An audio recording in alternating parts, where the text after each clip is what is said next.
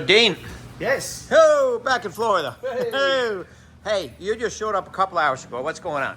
Yep, so a couple of hours ago you handed me a whole lot of Clearcoats and a couple of pictures and some pieces of metal, and we're starting to put it together as the new 701. All this right. one's going to be the Turbo Turtle.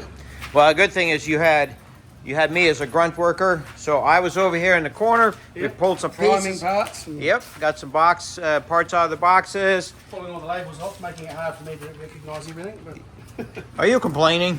no, not at all. Show me what you did over here. Okay, so to start with, we're basically putting the first half of the fuselage together, the cabin area with the cabin frame, the floor, the start of your seat pans, and then your firewall goes on here. So all your floor stiffeners. It's only Clearcoat together at the moment, but there's probably, the way together really easy actually, it's probably maybe an hour and a half, 2 hours work.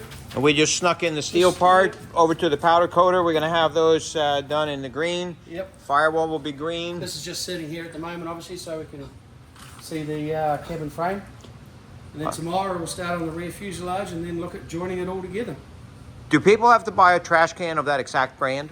Well, yeah, I don't know. They're just the right height seem to be perfect at the Plus a moment. 2x4. Yeah, plus a 2x4. Well, this is looking really good. Now, we got to give a lot of credit to the Zenith guys because now they're going even further with instructions. But This is obviously their very first basic together part. So we've just basically gone through. We haven't done the firewall forward at the moment because that's off getting powder coated. But basically, this is what we started. Recognise the part numbers and follow the process. Clip it together. Start with the bottom. Start with your stiffeners and your longerons on the bottom. Now, of course, we have kind of been hired to like get in there and do this first one because there's always a first one. Yeah. And lucky for us, both you and ourselves, when we went up there, we took a bunch of little pictures. I don't think we've really had to use them a lot. No, not once so in much. a while. Yep. So I guess once we get further into it, it'll be a bit more handy when there's a few more extra bits and pieces. But at the moment, that went together. That match hole drill, it's working beautifully. Okay. Yeah. So just Clearcoat together and. Now, for those that haven't built before, Deane, Yes. I mean, we've built before. What exactly are we looking at? What are the individual part? I know we got your floor, we got some stiffeners. Like, what do we got, and what comes in the kit, and how does it go together? Well, okay, so like the sides of your cabin are already pre-made with the solid rivets and your stiffeners and that in there. So those two sides, as in the pictures just before, clip together with your floor pans, and then you've got your stiffeners that go in to start strengthening everything.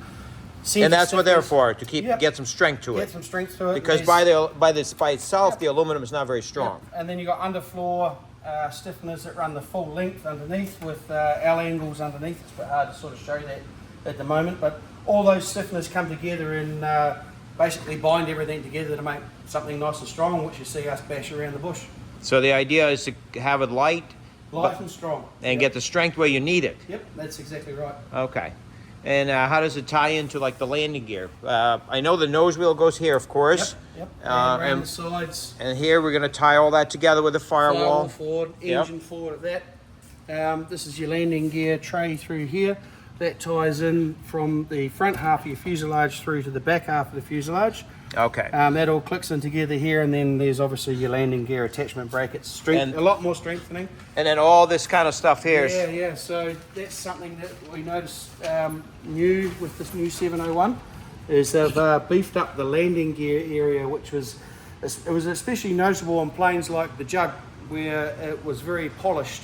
You'd see a lot of rippling in that area, and every 701's like that. After a couple of landings or hard turnings on the ground, you'll start getting rippling in that area. So they've beefed up that with all these braces. So do you remember social media?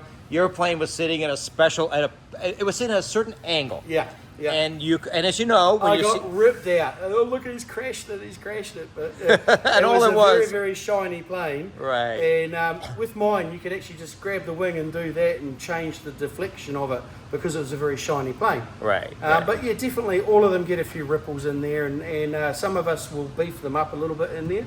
And this already comes now with the new kit, so that's a big bonus. And what I understand with this new kit is that Matt from the Canadian division, Sebastian's brother and the team up there, they said, well, we want it to be a 701 and we don't want to change too much. Yeah. But we also have 40 years or something of a history. Yes. And we're going to improve on the things that we know we can improve on, but we're not going to make it any bigger. We're not going to make it change the design too much. Exactly, because better to build, stronger where it needs to be stronger, a few improvements around, but keep the 701 a 701.